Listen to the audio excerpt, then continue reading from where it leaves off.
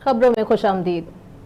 Bulletin का आगाज करते हैं। IMF डील के बाद जबरदस्त तेजी। पाकिस्तान स्टॉक एक्सचेंज में तारीख रकम IMF से $3 अरब की डील के बाद कारोबार के पहले दिन जबरदस्त तेजी देखने में आई और पाकिस्तान स्टॉक एक्सचेंज की तारीख में पहली बार कारोबार का 2230 पॉइंट इजाफे के साथ आगाज हुआ।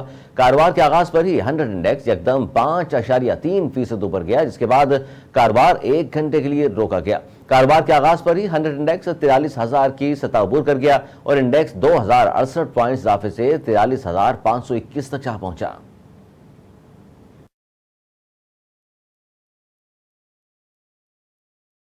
खबरों के सिलसिले को आगे बढ़ाते हुए आपको बताएं कि वजीर आजम शहबाज शरीफ ने कहा है कि उम्मीद का नया सूरज तुलू और मुल्क तरक्की के रास्ते पर गामजन हो चुका है। पाकिस्तान स्टॉक एक्सचेंज में गैर मामूली इजाफे के साथ कारोबार के आगाज और नया रिकॉर्ड कायम होने पर कौम और कारोबारी बरादरी को मुबारकबाद देते हुए कहा कि हमारी मुसलसल मेहनत और दुरुस्त पॉलिसियों के नतीजे में मौशी बहाली के आसार नुमाया होना शुरू हो गए हैं। अपने बयान में वजीर आजम शहबाज शरीफ ने मजीद कहा कि कायद मोहम्मद नवाज शरीफ ने मौशी तरक्की, महंगाई में कमी और पाकिस्तान की तामीर और तरक्की का सफर जहां छोड़ा था वहीं से दोबारा आगाज हो रहा है।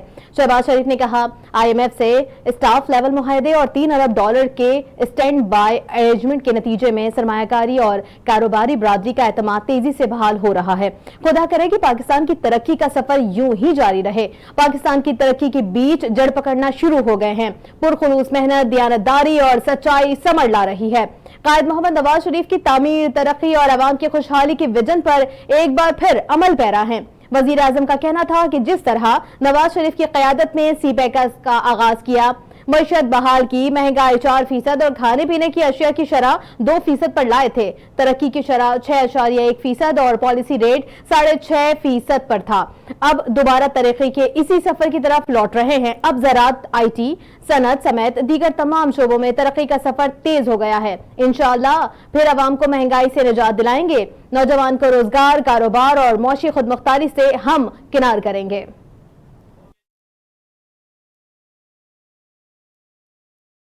IMF से माहिदे के असरात अमरीकी डॉलर की कदर पर भी असरअंदाज हुए हैं। ओपन मार्केट में आज ईद उल अज़हा की तातीलात के बाद कारोबार के आगाज में डॉलर 500 रुपए सस्ता हो गया। ओपन मार्केट में डॉलर 5 रुपए सस्ता होने के बाद 285 रुपए का हो गया है। गुज़िश्ता कारोबारी हफ्ते के इख्ताम पर ओपन मार्केट में डॉलर 290 रुपए का था।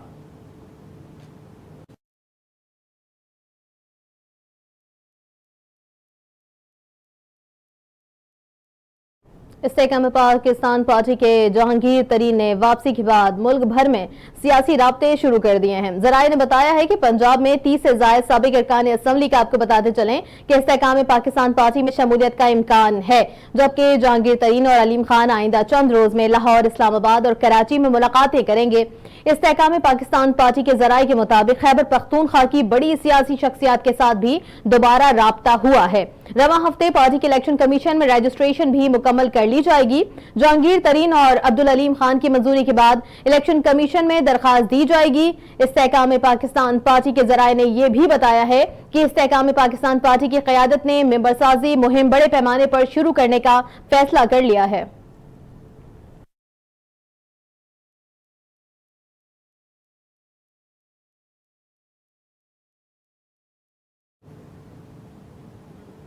वज़ीर ख़ारजा बिलावल भुट्टो ज़रदारी का कहना है कि जापान के साथ ताल्लुकात का फ़रोग़ चाहते हैं।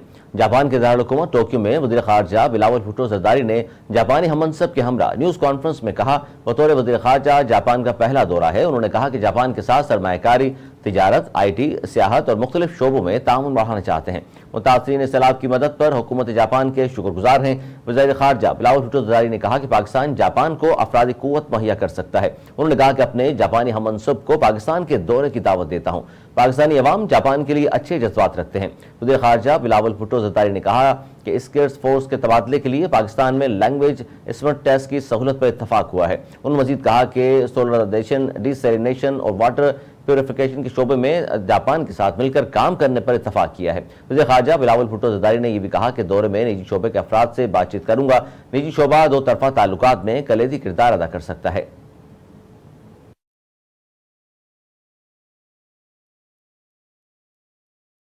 اور خبر یہ ہے کہ بلوچستان کے علاقے بلور میں دہشت گردوں کے خلاف سیکیورٹی فورسز کے آپریشن کے دوران ایک میجر سمیت 2 جوان شہید ہو گئے، جبکہ دہشت گردوں سے فائرنگ کے تبادلے میں ایک جوان زخمی بھی ہوا۔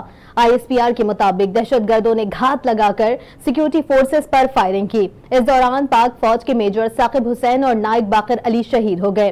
ISPR کا کہنا تھا کہ میجر ثاقب اور ان کی ٹیم نے آخری سانس تک چھپ کر حملہ کرنے والے دہشت گردوں کا ڈٹ کر مقابلہ کیا۔ ISPR کے مطابق علاقے میں دہشت گردوں کی گرفتاری کے لیے فالو اپ آپریشن جاری ہے۔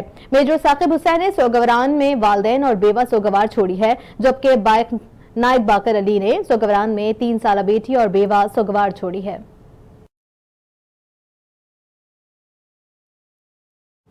ملک بھر میں آج سے مانسون بارشوں کی پیش گوئی کی گئی ہے، جبکہ اربن فلڈنگ کا بھی خطرہ ہے۔ محکمہ موسمیات نے کہا کہ آج سے 8 جولائی کے دوران لاہور، اسلام آباد، راولپنڈی، مری، اٹک، چٹوال اور جہلم میں آندھی، گرج چمک کے ساتھ شدید بارش کا امکان ہے۔ میاں والی، سرگودا، حافظ آباد، منڈی بہاؤدین، سیالکوٹ، نارول، گجرانوالہ اور گجرات میں بھی بارش متوقع ہے۔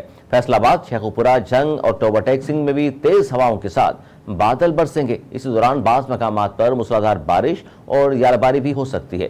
PDMA کی جانب سے بارشوں کے پیش نظر الرٹ جاری کر دیا گیا ہے، جس کے مطابق 6 جولائی سے DG خان ڈویژن کے پہاڑی علاقوں میں سیلاب کا امکان ہے۔ 4 سے 7 جولائی کے دوران لاہور، اسلام آباد، راولپنڈی اور گجرانوالہ کے نشیبی علاقوں میں اربن فلڈنگ کا خدشہ بھی ظاہر کیا گیا ہے۔ DG PDMA کا کہنا ہے کہ ہنگامی حالات میں ریلیف کیمپوں والی جگہ کا تعین پہلے سے کیا جا رہا ہے، جبکہ کشمیر اور گلگت بلتستان کے پہاڑی علاقوں میں لینڈ سلائیڈنگ کا بھی خدشہ ہے۔ دوسری جانب بارکھان، لسبیلا، DI خان، ملتان میں گرج چمک کے ساتھ بارش ہو سکتی ہے۔ سندھ کے شہر سکھر، جیکوباد، ٹھٹھہ، عمرکوٹ اور حیدرآباد میں بھی گرج چمک کے ساتھ بارش متوقع ہے۔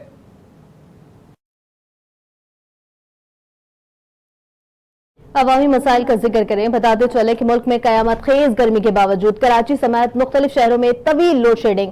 ملک بھر میں جہاں شدید گرمی نے عوام کا جینا دو بھر کر رکھا ہے، وہیں بجلی کی طویل بندش نے شہریوں کو مزید اذیت میں مبتلا کر رکھا ہے، جس وجہ سے عوام سراپا احتجاج ہیں۔ کراچی کے مختلف علاقوں میں اعلانیہ اور غیر اعلانیہ لوڈ شیڈنگ کا سلسلہ 4 سے 14 گھنٹوں تک جا پہنچا ہے، جہاں اولڈ سٹی ایریا کے علاقوں میں 10 گھنٹوں تک لوڈ شیڈنگ کی جا رہی ہے، جبکہ لانڈی، کورنگی اور اطراف کے علاقوں میں 6 سے 8 گھنٹوں کی لوڈ شیڈنگ جاری ہے۔ دوسری جانب لڑکانہ اور قمر شہداد کوٹ اضلاع میں 8 روز کے بعد بھی بجلی مکمل طور پر بحال نہیں ہو سکی ہے۔ مزدوروں کا دن کا کام اور دھندا ٹھپ ہو گیا ہے، جبکہ لوگ تنگ آ کر علاقے میں نقل مکانی کر رہے ہیں۔ سکھر الیکٹرک پاور کمپنی حکام کا کہنا ہے کہ ہائی ٹینشن پاور لائن کی مرمت کا کام بڑی حد تک مکمل کر لیا گیا ہے اور شہر کے 27 فیڈرز پر بجلی بحال کر دی گئی ہے۔ ادھر بلوچستان کے ضلع کوہلو کے علاقے تمبو میں 10 دن سے بجلی بند ہے۔ اس دوران علاقہ وکیلوں نے احتجاج کرتے ہوئے سبی کوہلو شاہراہ بند کر دی گئی تھی۔ وزارت توانائی کے ذرائع نے انکشاف کیا ہے کہ ملک بھر میں بجلی کے طلب میں کمی ہوئی ہے۔ وزارت توانائی کے ذرائع کے مطابق ملک بھر میں بجلی کے طلب 21,200 میگا واٹ ہے، جبکہ پیداوار 19,000 میگا واٹ ہے۔ ملک بھر میں بجلی کا شارٹ فال 2,200 میگا واٹ ہے۔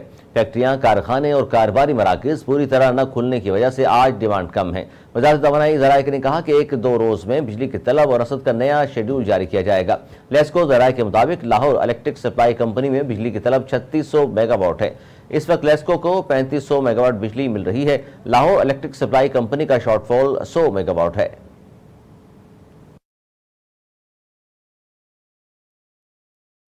اور خبر ہے ساہیوال سے۔ ساہیوال پولیس نے پاکستان تحریک انصاف کے رہنما میاں عمیر علی کو گرفتار کر لیا ہے۔ پولیس کے مطابق میاں عمیر علی کو تھانہ غلہ مندی کے پولیس نے 9 مئی کے واقعات سے متعلق درج مقدمے میں گرفتار کیا ہے۔ یاد رہے کہ 9 مئی کو پاکستان تحریک انصاف کے چیئرمین کی گرفتاری کے بعد PTI کے کارکنوں کی جانب سے ملک کے مختلف شہروں میں احتجاج اور جلا اور گھیراؤ کیا گیا تھا۔ PTI کارکنوں نے جناح ہاؤس لاہور سمیت فوجی تنصیبات، تاریخی عمارتوں، سرکاری املاک اور گاڑیوں کو آگ لگا دی تھی اور پاک فوج نے 9 مئی کو یوم سیاہ قرار دے دیا تھا۔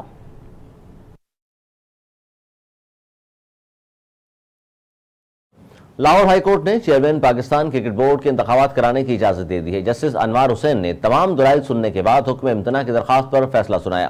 عدالت نے چیئرمین PCB کے انتخاب کے حکم امتناع واپس لے لیا۔ لاہور ہائی کورٹ نے درخواستیں یکجا کرنے کے لیے چیف جسٹس کو بھجوا دیں۔ واضح رہے کہ بلوچستان، لاہور اور پشاور کی ہائی کورٹس نے چیئرمین پاکستان کرکٹ بورڈ کے انتخابات روکنے کا حکم دیا تھا۔ لاہور اور پشاور کی ہائی کورٹس نے وفاقی حکومت، PCB، الیکشن کمشنر اور دیگر فریقین کو نوٹس جاری کرتے ہوئے جواب طلب کیا تھا۔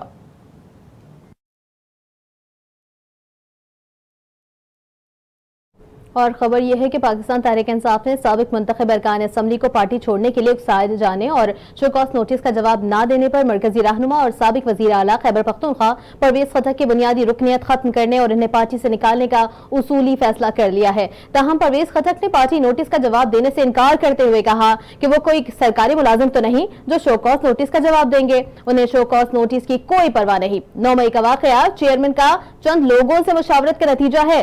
چیئرمین پی ٹی آئی کو ہمیشہ مثبت سیاست اور مثبت سوچ کا درس دیا، مگر ان کی سوچ اور ایجنڈا کچھ اور تھا۔ ذرائع کا دعویٰ ہے کہ تحریک انصاف کے 30 سے زائد سابق ارکان اسمبلی نے پرویز خٹک کو اپنی حمایت کا یقین دہانی کرا دی ہے، جس کے بعد ممکنہ طور پر وہ جلد ہی اگلے لائے عمل کا اعلان کریں گے۔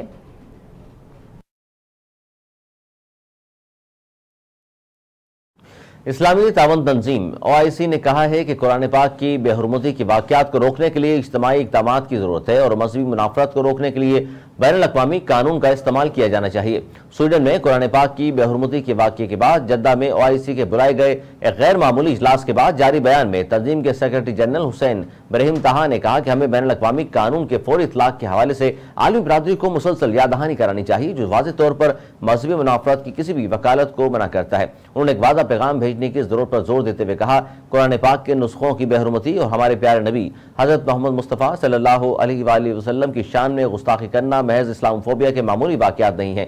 OIC جنرل میں رکن ممالک سیکرٹری نے کہا کہ مطالبہ کرتا ہوں کہ وہ قرآن پاک کی بے حرمتی اور ہمارے پیارے نبی حضرت محمد مصطفیٰ صلی اللہ علیہ وآلہ وسلم کی توہین کے واقعات کو روکنے کے لیے متحد اور اجتماعی اقدامات کریں۔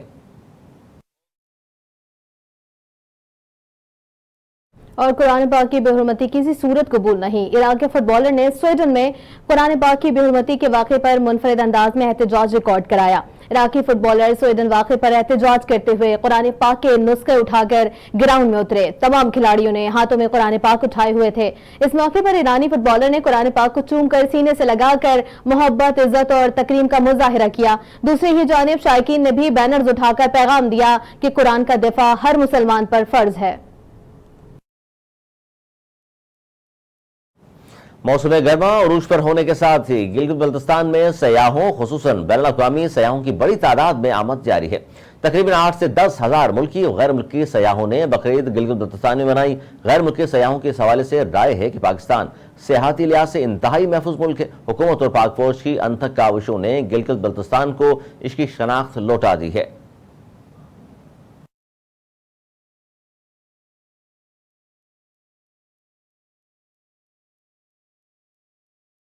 اور اسرائیل کی جنن میں مسلسل حملے جاری ہیں جس کے نتیجے میں شہید فلسطینیوں کی تعداد 5 ہو گئی ہے۔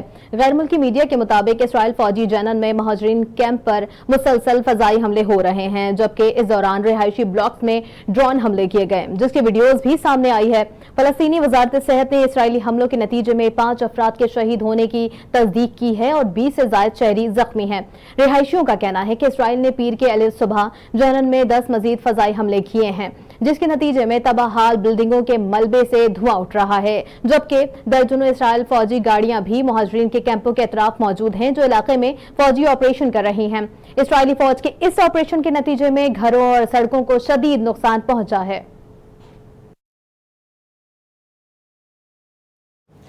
فرانس میں نوجوان کے قتل کے خلاف مظاہرے چھٹے روز بھی جاری ہیں جہاں گرفتار مظاہرین کی تعداد 3000 تک پہنچ گئی۔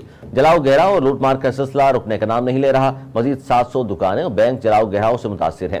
جھڑپوں میں 200 سے زائد پولیس اہلکار زخمی ہو گئے ہیں۔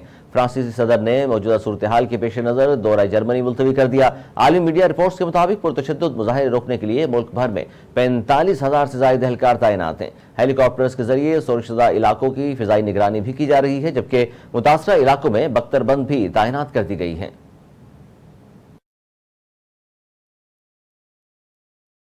اور کھیل کے میدان سے خبر یہ ہے کہ ایشین سیریز کے دوسرے ٹیسٹ میں بھی آسٹریلیا نے انگلینڈ کو شکست دے دی ہے۔ ایشین سیریز کے دوسرے ٹیسٹ میچ میں آسٹریلیا نے سنسنی خیز مقابلے کے بعد انگلینڈ کو 43 رن سے شکست دے کر پاکستانی لوک موسیقی کے اصل شہنشاہ عالم لوہار کو اپنے لاکھوں پرستاروں سے بچھڑے 44 برس بیت گئے۔ چمٹا بجا کر جگنی گانے اور دنیا بھر میں دھوم مچانے والے نامور لوک گلوکار عالم لوہار کی آج 44ویں برسی ہے۔ 1 مارچ 28 को गुजरात में पैदा होने वाले आलम लोहार ने कम उम्री में ही गुलकारी शुरू कर दी। गायकी का मखसूस अंदाज, रंग बिरंगे लिबास और हाथों में चिमटा, ये कुछ आलम लोहार की पहचान बना। आलम लोहार ने फोक गायकी में जो भी गाया कमाल गाया। हीर वारिस शाह गाकर तो उन्होंने खूब नाम कमाया। आलम लोहार पंजाब भर में सजने वाले मेले ठेलों में सूफियाना कलाम इस अंदाज में पेश करते कि सुनने वालों पर वज तारी हो जाता। आलम लोहार का चिमटा उनकी पहचान बना। वो चिमटा बजाते और कई कई घंटे लाइव परफॉर्म करते। मारूफ लोक फनकार के साहबजादे आलम लोहार भी अपने वालिद के नक्श कदम पर चलते हुए दुनिया भर में मुल्क कौम की नेक नामी के लिए कोशा हैं। आलम लोहार ने 70 की दहाई में इंग्लैंड, कनाडा, नॉर्वे और जर्मनी समेत दीगर ममालिक में होने वाले प्रोग्राम्स में पाकिस्तान की नुमाइंदगी की। फनी खिदमात पर उन्हें प्राइड ऑफ परफॉर्मेंस समेत कई अवार्ड से नवाजा गया। आलम लोहार 3 जुलाई 1979 को शाम के भट्टियां के करीब ट्रैफिक हादसे में इंतकाल कर गए, लेकिन वो अपने फन की वजह से आज भी अपने चाहने वालों के दिलों में जिंदा हैं।